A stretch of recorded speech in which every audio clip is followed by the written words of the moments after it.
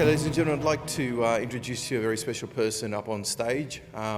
It was originally going to be a lady by name of Sarah Matthews who was going to travel down from Hong Kong, but unfortunately from TripAdvisor, Sarah's contracted COVID, so she's unable to travel. But in replace of that, someone better, I'm not sure, but Jessica Small, I'd like to introduce you to Jessica Small, the Head of Media, Australia, New Zealand and Pacific Island for TripAdvisor, to talk about travel trends and data, a deep dive into global trends from TripAdvisor. Please welcome Jessica on the stage.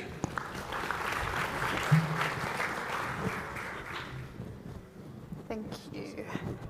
Thank you. Hi everyone. I hope I am a good replacement. Nothing like being told last minute you're doing a presentation with less than a week's notice, but that's okay.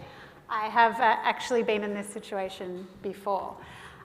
So just as a quick show of hands, how many of you in the room have a TripAdvisor listing with us? Oh, I expected more. We'll have to talk. We do have 2.3 million hotels, but clearly we are missing some from the room today. Just as a quick overview, as I wasn't the original speaker, this is me. I have been traveling for a very long time. I've lived abroad, came back to Australia. I have been in travel for a while, so I also come in peace.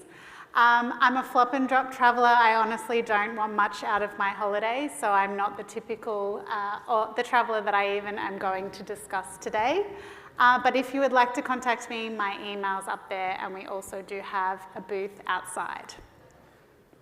So today, I feel like I am kind of flowing through the day with you from a data perspective, and I'm sorry if this is a little bit dry, but I'll try to make it as interesting as possible.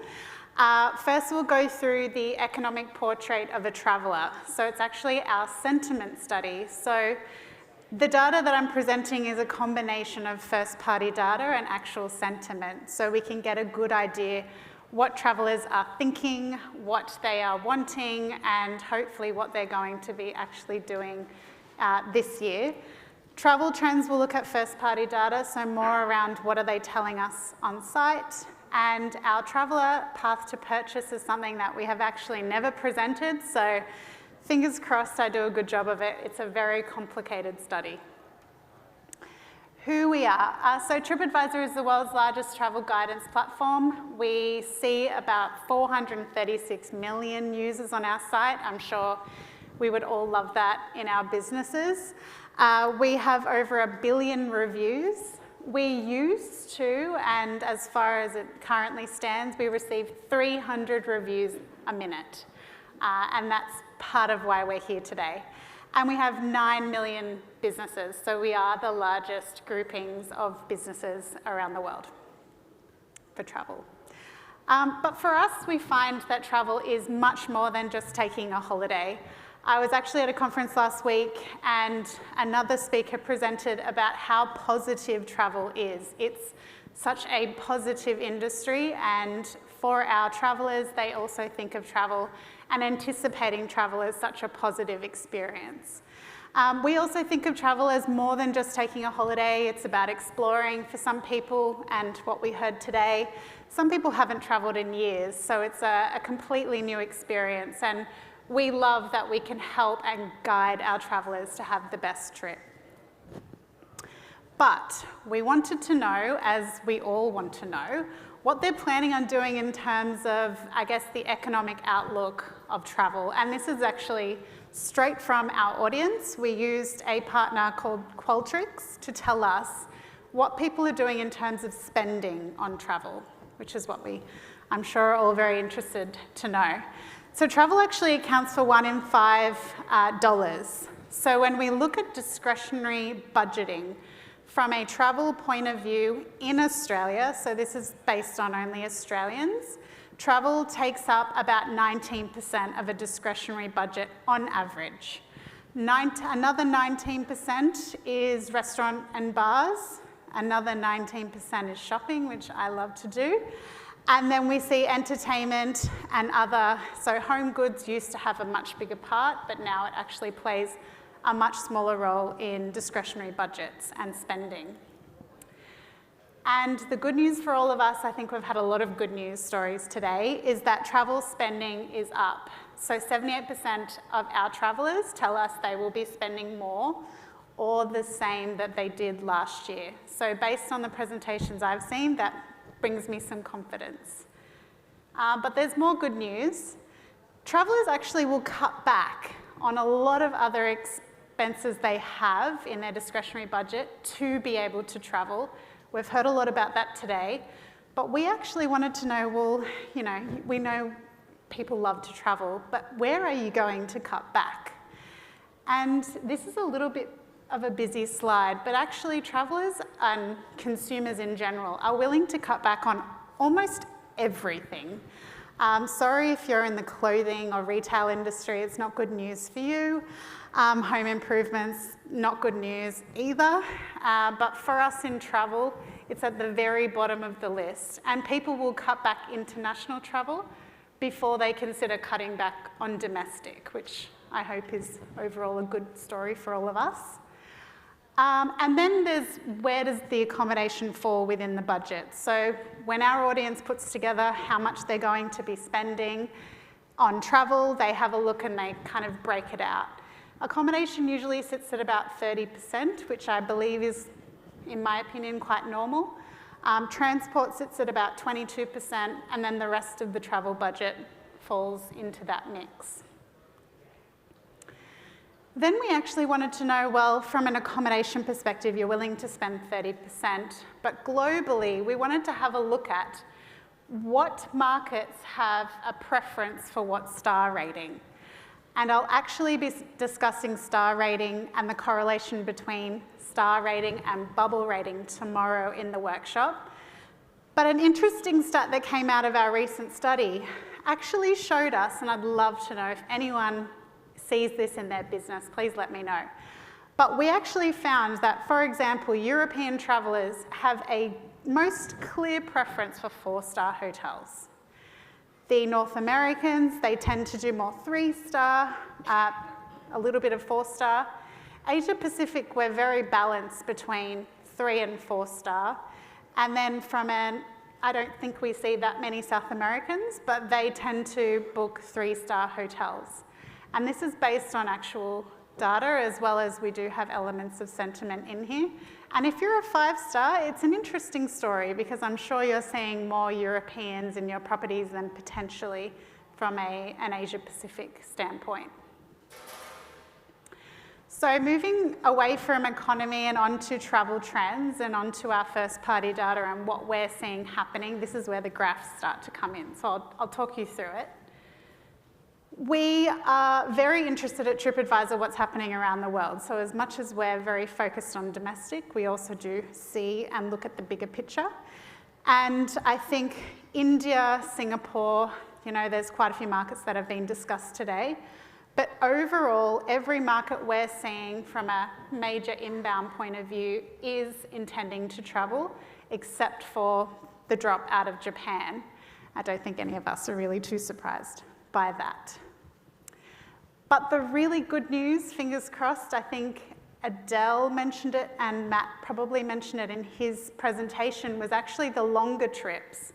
So what we're seeing out of any insight that you take away today is that the 1+ weeks trips are increasing. So we're seeing on average trips are now around 1 to 2 weeks, or if anything, more than 2 weeks in duration. So you should be seeing that coming through. But there's a few factors, I think, from a travel point of view, and every market is slightly different. From an Australian point of view, ultimately we are taking more trips. So we're seeing the number of trips increase. From our winter study, based on the next 3 months, we can see that on average, Australians are looking at taking about 2 trips in the next 3 months. So hopefully they're visiting some of your properties.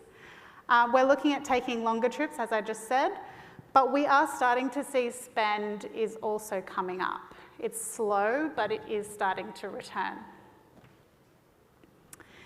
But there is the I word. I think that's what Adele called it, the naughty I bad word. And we are very much wanting to know from a sentiment point of view what travellers are thinking around the impact of inflation and rising costs on travel planning for this year. And actually, this report is for the next 3 months. So right now, what is happening? From an Australian point of view, 29% of our audience, we see about 7 million travellers. They are they're impacted, and they are going to change their travel, which is the probably saddest part of my presentation. Otherwise, I think the other big impacted markets are coming out of the US as well as Italy, the UK. I mean, every market is impacted. But we really wanted to dig deeper, and from a next 3 months point of view, we wanted to understand what the exact reason is. Not that we can control that or change it. The higher cost of living is impacting Australians the most out of all of our markets. However, when you move on to higher gas prices and energy costs, we're actually seeing that that's mostly impacting on the US market. Australia is affected, but the US and the UK are more impacted, and this inevitably means they are going to spend less on travel. The change in financial circumstances is impacting the Singapore market, but it's also impacting us. And the strength of my local currency, I don't think anyone has mentioned that today. It is a really big impact. It's impacting the Singaporeans, the Americans. It's kind of impacting all of us. And unfortunately, this is compounding to the fact that we might see maybe a softer winter, but I don't want to put any predictions or anything out there for the moment. Next up, I wanted to explain to you a little bit more about how travellers plan their holidays. It's not a clear, linear process. It is not a start to finish. There is no actual mapping of this, but this is the closest that we could actually come to a good idea of how travellers plan their journeys. What we've found in Australia is that TripAdvisor does remain an essential source, and at least one visit will take place in about 50% of travel journeys. So we know we still have, and we are most definitely a strong travel guidance platform. But we wanted to know, well, what do travellers do when they plan their holidays? We know we're in the mix, but where are the hotel sites? Where do the flight sites appear? Where do the OTAs appear? And actually, this study found that on average, travellers visit about 30 travel sites while they're planning their trip. Your hotel site will be part of that mix. There will be a lot of other search that takes place. Actually, on one of our surveyed travellers, they visited 300 sites. I think that's going just a little bit overboard, but do whatever you need to do to plan your trip, but 30 sites are in the mix. We then had a look at, well, if there's a 3-month period prior to booking, and there's likely a 1-month after booking process, so in total this is 4 months. Where are your sites appearing? Where are we appearing? Where are the OTAs appearing? Where do we all mix together? And lodging, very American term, accommodation is in yellow, TripAdvisor's in green, flight search is in purple, and OTAs are in red. So what we actually found is 3 months prior to you even seeing that booking take place, lodging appears. It appears for about 6% of journeys. We sit at about 18% for that first part. So most likely, little did you know that before you see that booking, they have already visited your site. And believe it or not, in this process, travellers often visit your website up to 5 times a day. So 3 months out, 5 times a day, plenty of opportunities to talk to that traveller and start fostering that relationship. Once we move closer to the booking date, which is the green there, we start to see the websites actually drop off. So we found that when travellers start searching, they're really interested, they're so excited, they're ready to go. They almost completely drop off 1 month prior to booking. which to all of us would make absolutely no sense. Why would you do that? But then they wait, and then they start to really ramp up 3 days before booking. So there's a lull period in here, which I had never realised, and maybe you hadn't seen either. However, once you get to the 1 day prior and the booking date, you start ramping up again. All of the sites come back into the mix. They're back onto the hotel sites. They're back onto the flight sites. OTA's in there. TripAdvisor's in there. Everything happens. The booking takes place. It's great. And then it drops off again. And then it comes back a few days later when travellers have now had time. They know they've made their booking. They're now coming back.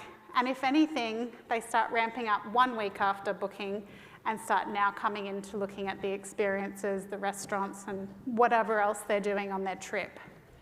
So I hope that was a good explanation. I think it's really challenging to explain a slide like this. The entire study, I can send that to you so you can have a look. But ultimately, at the end of the day, you are being considered 3 months out from the booking taking place, which is, I think, a really interesting insight. Then we wanted to have a look at, well, okay, we know all of this is happening, but we actually do know from a site visit per day that it starts to really ramp up.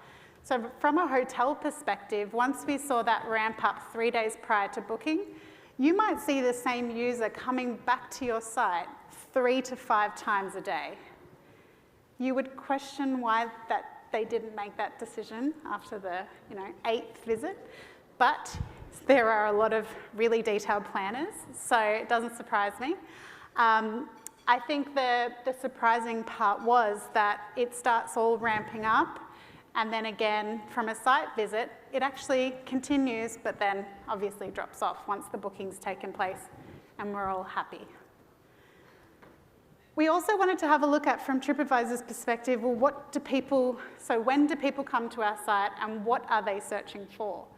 So from a hotel perspective, you're now in purple, and you can actually see, and it would be great to understand if this happens in any of your businesses, but the activity that takes place is actually, it starts off high, as it did 3 months prior, drops off, comes back, and from a percentage point of view, other and hotels are in the mix. And the interesting part of the other, very mysterious, is it's actually our travel forums. It's our travellers talking to each other about your hotel. So there's a huge part of that in the mix, but good to see, as we should. Hotels are definitely in the mix. But interestingly enough, hotels continue to be searched after the booking has taken place. So as much as you think job done, happy, it's actually the case that our travellers are still looking at your property and they're still engaging with you and doing those finer details on their trip. So I want to wrap it up. I know it's lunchtime. We all get hangry. Accommodation accounts for a huge part of travel budgets. Travel intent has increased, but there are challenges, as I discussed. And unfortunately, economic factors are affecting travellers, but we will continue to survey sentiment throughout the year to understand if it hopefully improves, or if it is getting concerning. We'll make sure that we release our studies so you all know what's happening. And from a TripAdvisor path to purchase point of view, very complicated, but it's good that you know that you're being considered up to 3 months prior to seeing a booking come through. So our travellers are very engaged, and they very much come to our site to learn more about your property and to read reviews. So thank you. I hope you all have a great day. Please come and see me if you'd like a copy, and we can run through that. Thank you.